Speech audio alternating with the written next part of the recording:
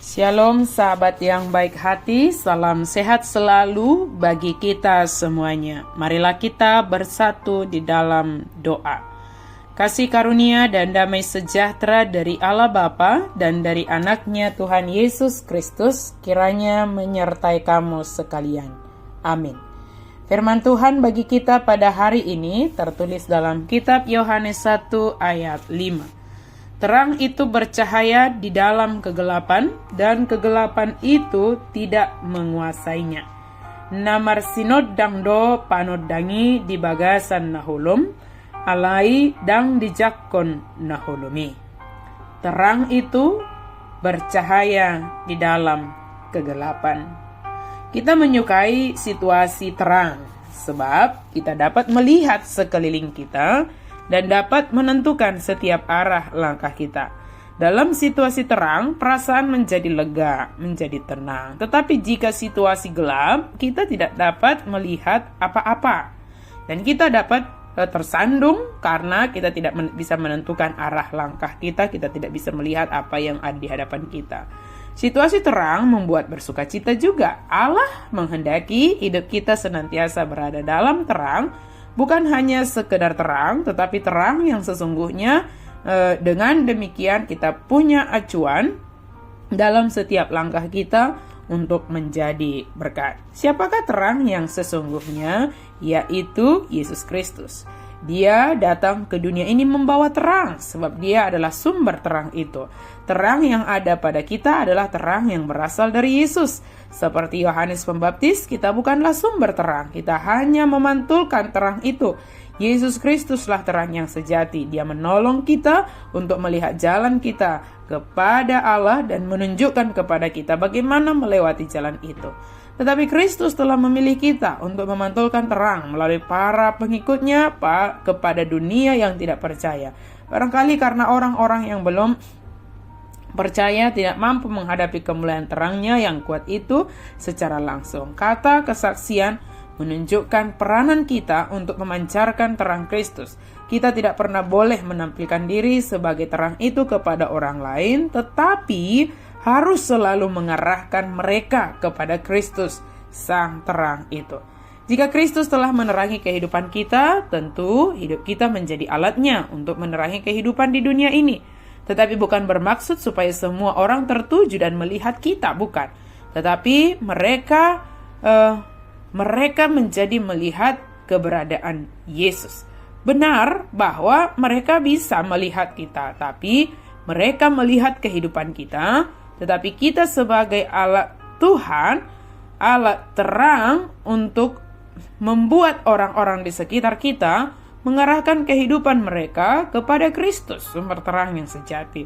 Dengan terang yang berasal dari Yesus Kristus, kehidupan kita semua terbuka dan dapat dilihat oleh semua orang yang ada di sekitar kita.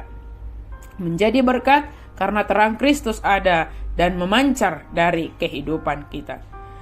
Sekalipun godaan untuk lari dari terang itu mungkin sangat banyak datang kepada kita. Namun dengan melihat dan menyadari bahwa kita yang adalah penerima berkat, penerima terang itu, dikatakan terang itu bercahaya di dalam kegelapan.